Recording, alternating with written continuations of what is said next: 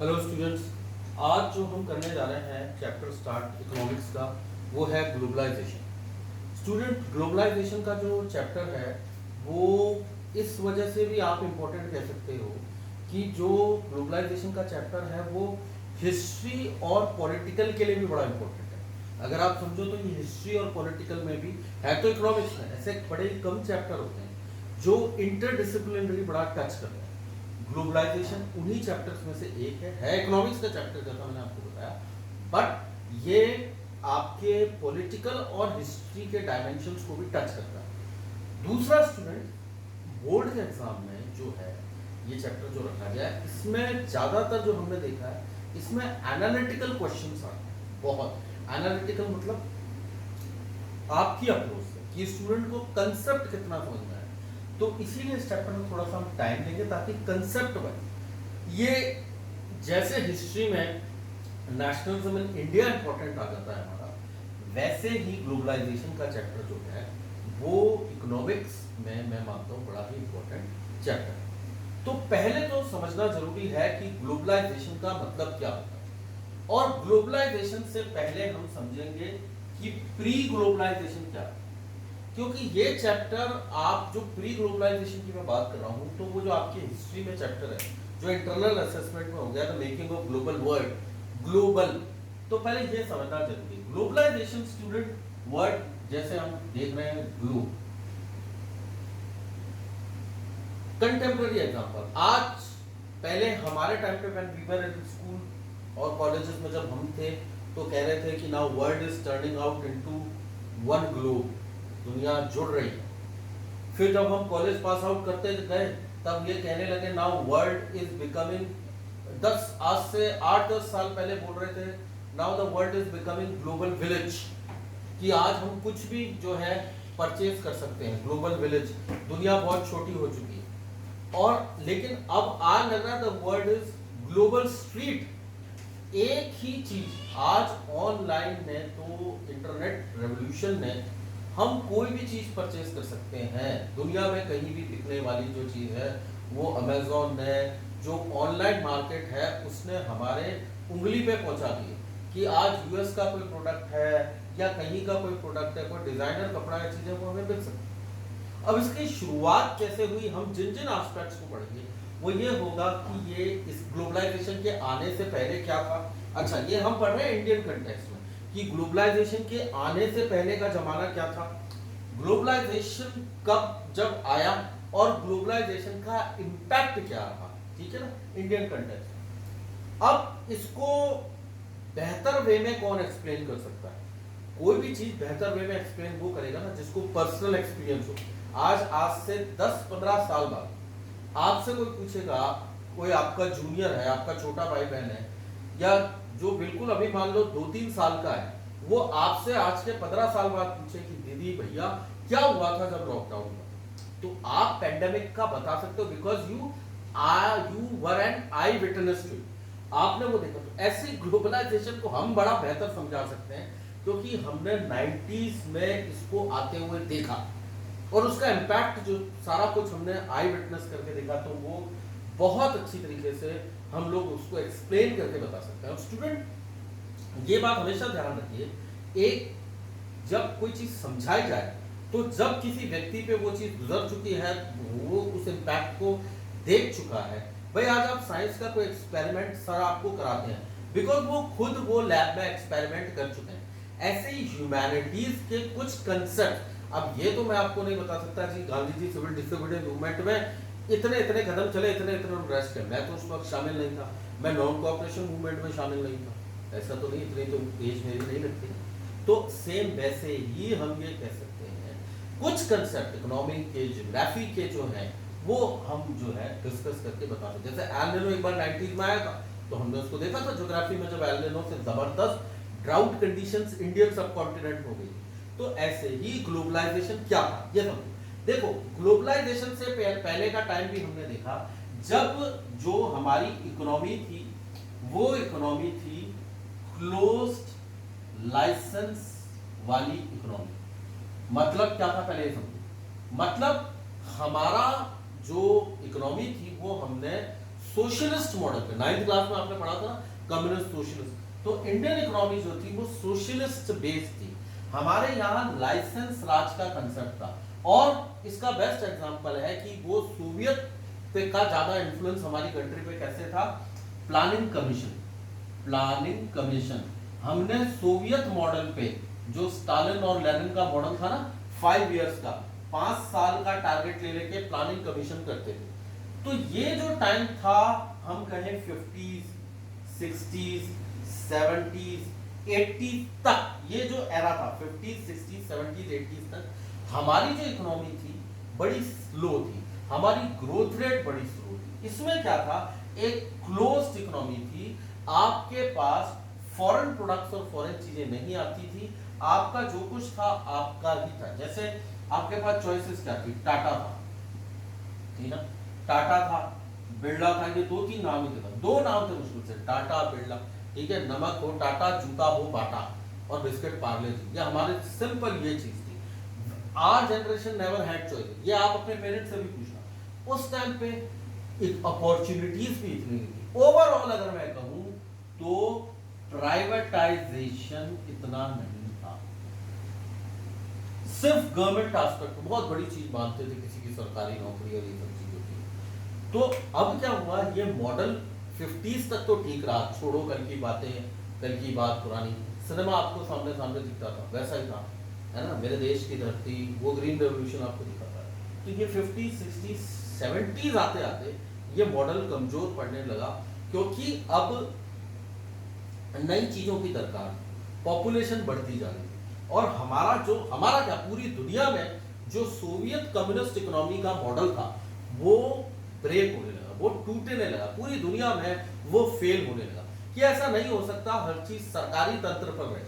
आपने 9th class में पढ़ा था ना, कुछ स्टूडेंट्स को मैंने पढ़ाया था, everything is state control, Stalin ने कर दिया था, कोल कोस कलेक्टिवाइजेशन, कोई भी प्राइवेटाइजेशन नहीं होगा, किसी भी इंपोर्ट और एक्सपोर्ट पे जबरदस्त बंदिश, लाइसेंस राज इकोनॉमी थी। आपको कोई भी नया बिजनेस करना है तो पहले आपको सरकारी फाइलों में लगना पड़ता था, उसका ये सब भेजना पड़ता था, सरकारी। अच्छा, फिर इस मॉडल के अंदर सबसे बड़ी दिक्कत होती है गवर्नमेंट करप्शन, भ्रष्टाचार हो जाता है लाल फीताशाही से, जिसको कहते हैं फाइलें लगाना, तो काम बहुत स्लो होता था, ये सारी चीजें होती थी। तो इससे क्या हुआ, इससे प्रॉब्लम ये हो गई कि एक लाइसेंस राज इकोनॉमी कहते थे, कोई डेवलपमेंट नहीं हो रहा था, और जब पूरी दुनिया में मॉडल फेल होने लगा तो फिर हर जगह की हालत। इसमें सबसे पहले जिसने अकल से काम लिया, उसने देख लिया कि अब ये मॉडल चलेगा नहीं, तो जो दुनिया का दूसरा सबसे बड़ा कम्युनिस्ट कंट्री थी चाइना, पहला कौन सा था, सोवियत यूनियन, उसको अक्ल आ गई, और वो लेट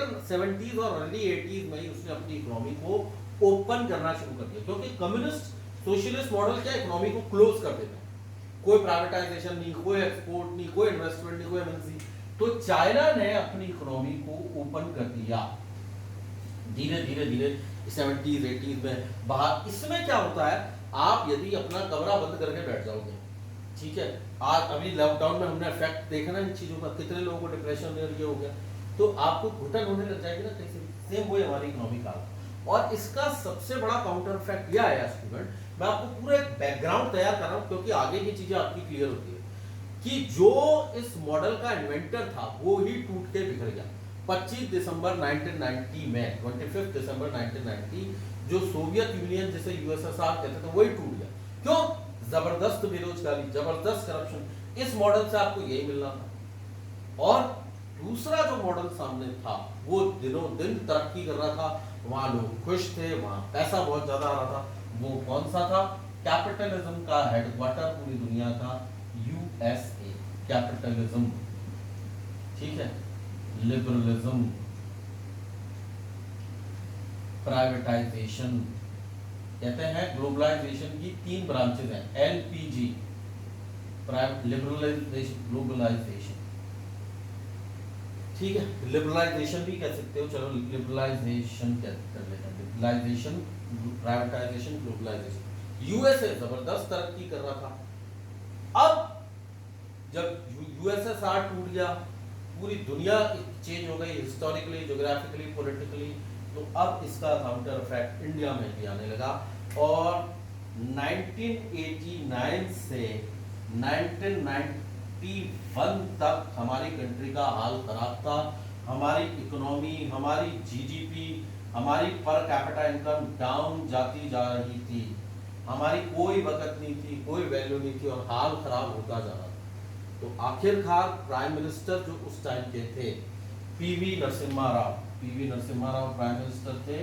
उन्होंने एक दुबले पतले, बिल्कुल खामोश शांत रहने वाले, लेकिन बहुत ही ब्रिलियंट, दुनिया के सबसे इंटेलिजेंट फाइनेंस के टीचर उनको कहा जाता था, हमारे पूर्व प्रधानमंत्री डॉक्टर मनमोहन सिंह को बुलाया और डॉक्टर मनमोहन सिंह ने हमारी इकोनॉमी को क्लोज्ड लाइसेंस राज से लिबरलाइज्ड कर दिया और इसे कहा गया फाइनेंशियल सुधार। और 1990 से इंडियन इकोनॉमी एक नए चेहरे के रूप में आई। हमारे यहाँ लिबरलाइजेशन हो गया, हमने हमारे दरवाजे खोल दिए, हिंदुस्तान का मार्केट खुल गया। इसके लिए आगे मुझे वापस बताना एक बात, क्योंकि ये समझना बहुत जरूरी है, ये कंसेप्ट, ये मॉडल समझना जरूरी है। ये समझ में आ जाएगा तो फिर आगे की सारी चीजें जो है हम उसे समझ लेंगे। इसमें यह होता है स्टूडेंट कि हमने पहले का टाइम देखा कि हम सोवियत यूनियन मॉडल पे चल रहे थे, हमारी क्लोज्ड इकोनॉमी थी, लिबरलाइजेशन नहीं था, दुनिया चेंज हो रही थी, बदल रही थी, लेकिन हम नहीं थे, हम अभी भी पुरानी चीजों में कर रहे थे। कोई चॉइस ही नहीं होती थी। आपकी वो एम्बेसडर कार पुरानी थी, वो दिखती थी, कोई चॉइस नहीं थी। नटराज की पेंसिल, कैमलिन का ज्योमेट्री बॉक्स, पुराना दूरदर्शन, वो टीवी, कोई, और दुनिया चेंज हो रही थी। या तो पूरी दुनिया ऐसी हो, दुनिया तो कंप्यूटर 80s 70s में वहां पे कंप्यूटर सब हो सकते हैं, लेकिन हमने हमारी इकोनॉमी को क्लोज किया। ठीक है, तो 1990s में 91, 92, 93 में हमारी इकोनॉमी को finance minister doctor Manmohan Singh ने आखिरकार लिबरलाइजेशन किया, फाइनेंशियल चेंजेस किए, फाइनेंस के जबरदस्त उन्होंने सुधार किए और हमारी कंट्री में चेंजेस आए और फिर हम ग्लोबलाइजेशन की तरफ आए। ये पूरा कंसेप्ट है। हम देखेंगे कि ग्लोबलाइजेशन है क्या भला, ठीक है, और मार्केट इकोनॉमी, कैपिटलिज्म, ये सब होता क्या है। देखिए,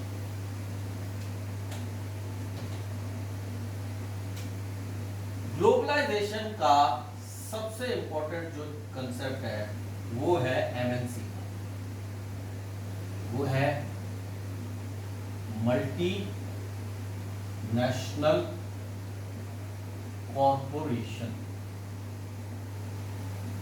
मल्टीनेशनल कॉरपोरेशन ये क्या होती है? Example, IBM, Apple, Coca Cola, Pepsi, ठीक है, ये कुछ मैंने कंपनीज इसमें लिख रहा हूं, माइक्रोसॉफ्ट,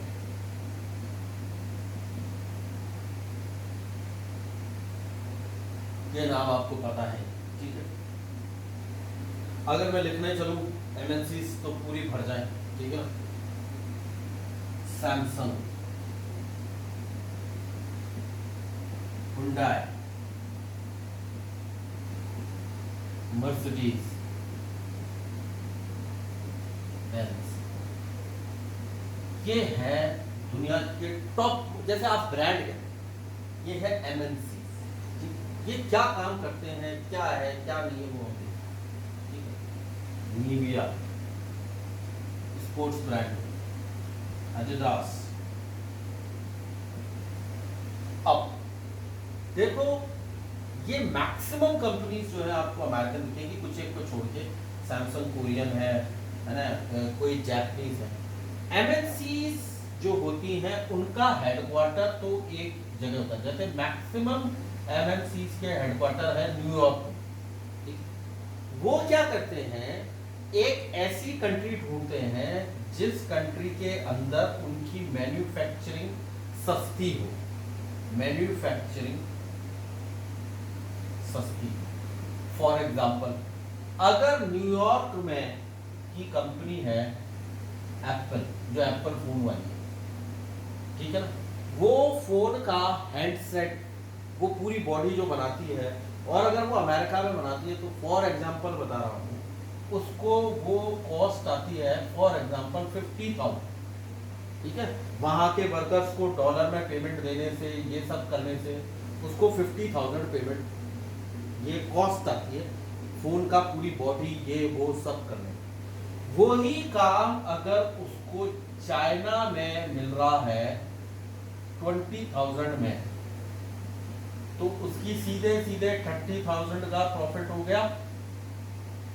ठीक है, ये करती है एमएनसी, जहां उसको सस्ता मैन्युफैक्चरिंग मिल जाता है।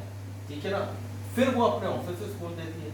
अब क्योंकि एमएनसी के पास, एमएनसी क्या है, मल्टीनेशनल कॉर्पोरेशन, आपकी जो बुक में डेफिनेशन दी हुई है ग्लोबलाइजेशन से मैन्युफैक्चरिंग की, multinational corporation is a company that owns or control production in more than one nation। more than one nation तो कंसेप्ट ही खत्म हो गया। कॉन्टिनेंटल, इंटरकॉन्टिनेंटल काम करती है, उसका एशिया में भी बिजनेस है, आउटलेट है। जैसे फॉर एग्जांपल डोमिनोज, ठीक है, कोको कोला, खाने की चीजें, खाने पीने की चीजों में बात कर लेते हैं। आपको पाकिस्तान में जाओगे वहां भी मिल जाएगा, सऊदी अरब जाओगे वहां मिल जाएगा, ठीक है, साउथ अफ्रीका जाओगे वहां मिल जाएगा, इजिप्ट जाओगे वहां मिल जाएगा, ऑस्ट्रेलिया जाओगे वहां मिल जाएगा, यूरोप में मिल जाएगा, यूएस में तो मिल नहीं। तो ये मल्टीनेशनल है।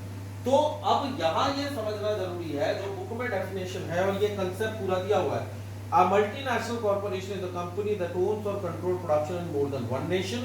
MNCs set up offices and factories for production in regions where they can get cheap labor and other resources। This is done so that the cost of production is low and the MNC can earn greater profit। Cost of production, ये जो है cost of production, क्योंकि Apple को जो cost of production थी वो China में 20,000 में हो गई, जो उनको यूएस में 50,000 में लगती।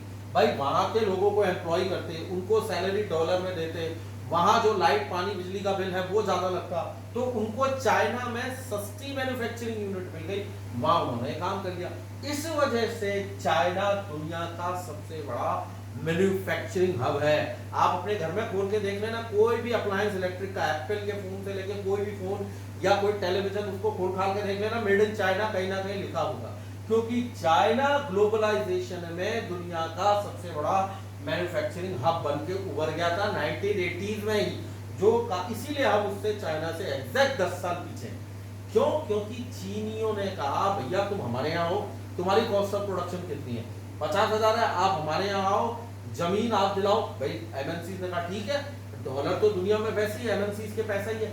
एमएनसीज क्या करती हैं, जब यहाँ टाई अप कर लेती हैं तो क्या आता है, मनी, क्या आता है, टेक्नोलॉजी, क्या आता है, एम्प्लॉयमेंट। इतने लोगों को रोजगार भी तो मिला चाइना के जब वो आई तो एप्पल के अंदर, और इन सारी चीजों को कहते हैं इन्वेस्टमेंट। क्या कहते हैं, investment. All these things are known as investment, ये सारा कुछ कहलाया जाता है इन्वेस्टमेंट।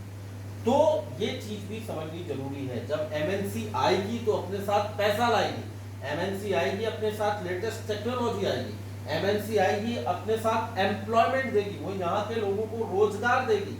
ये जब कंपनीज आएंगी, और ये कंसेप्ट हमने 90s में किया, तो 90s में हमने अचानक हिंदुस्तान को बदलते देखा। हमने अचानक देखा कि दूरदर्शन चेंज हो गया, और उसी के साथ क्या आगमन हुआ, जी टीवी। हमने अचानक देखा, हम स्कूल में थे, स्टार टीवी, यानी कि सबसे पहले ग्लोबलाइजेशन का इफेक्ट कहां आया, सैटेलाइट टीवी सबसे पहले।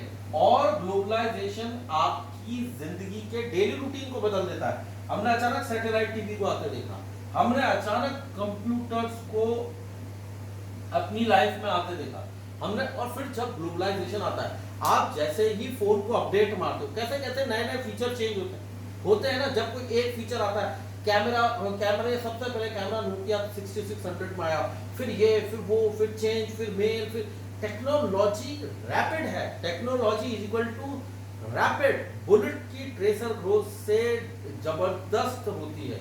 ये चीज आप हमेशा ध्यान रखिएगा कि जब भी टेक्नोलॉजी होती है, टेक्नोलॉजी रैपिड चेंज होती है। तब बिल्कुल डोमिनोज इफेक्ट के साथ हमने सारी चीजें देखी। हमने देखा अचानक कोको कोला आ गया, पेप्सी आ गया, एड आने लगे सामने। और ग्लोबलाइजेशन से एडवर्टीजमेंट, ये कंपनीज क्या करती है, एडवर्टीजमेंट करती है, फिर ये ब्रांड क्रिएट करती है। और फिर 90s में जो सबसे बड़े ब्रांड बने इंडिया में वो थे शाहरुख खान, सचिन तेंदुलकर।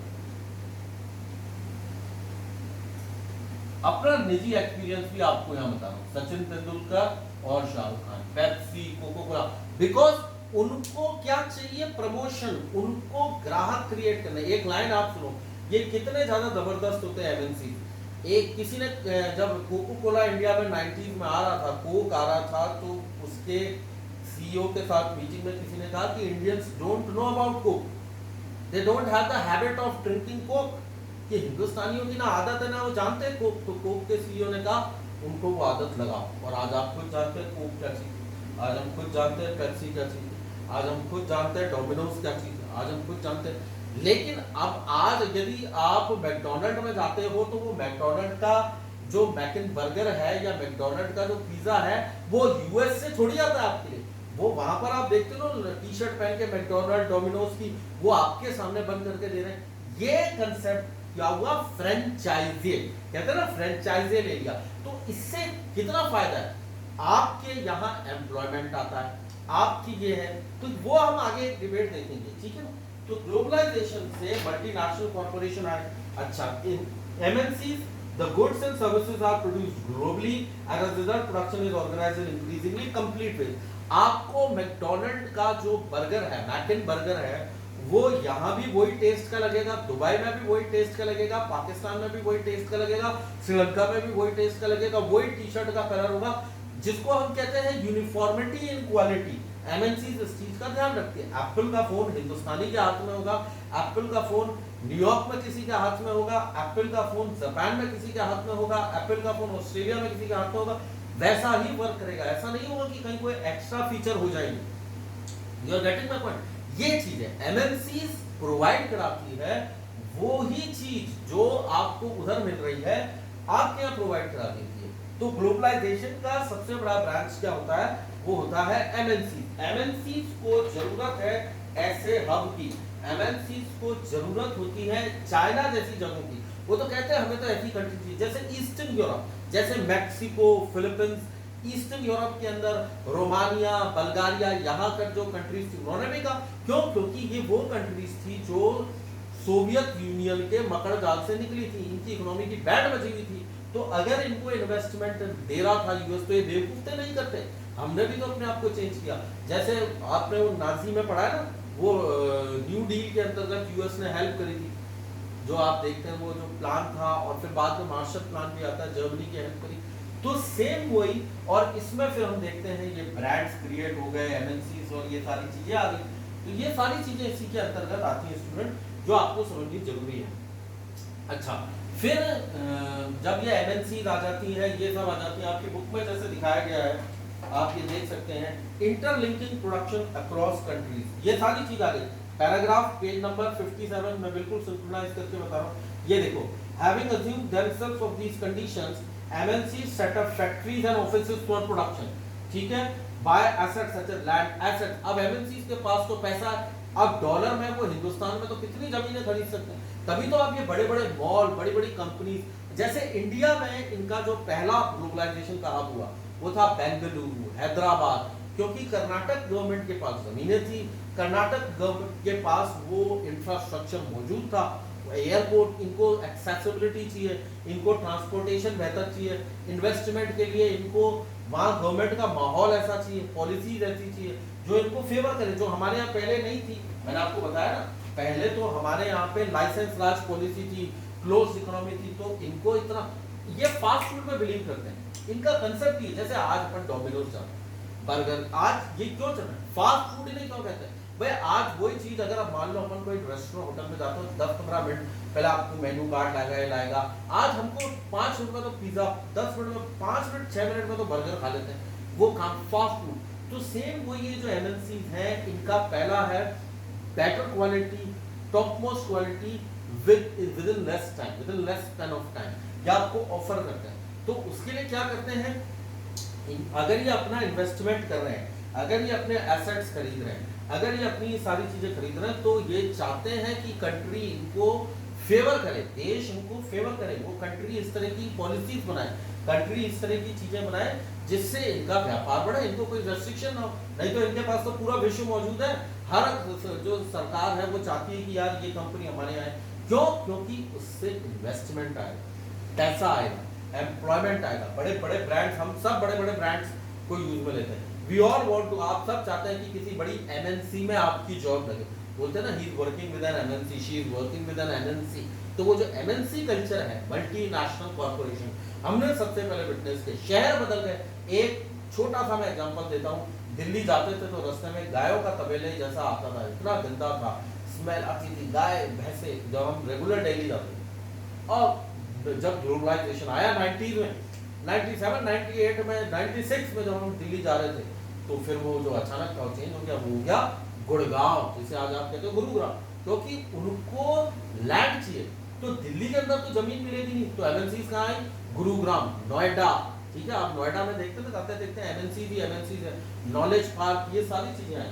तो फिर आज जो हमने ये सारी चीजें पढ़ी, वो हमने यहाँ पढ़ लिया। MNC provide money for additional investment. MNCs के पास पैसे की कमी थोड़ी, आगे ब्रांड एप्पल, आईबीएम पूरी दुनिया खरीद रहे हैं।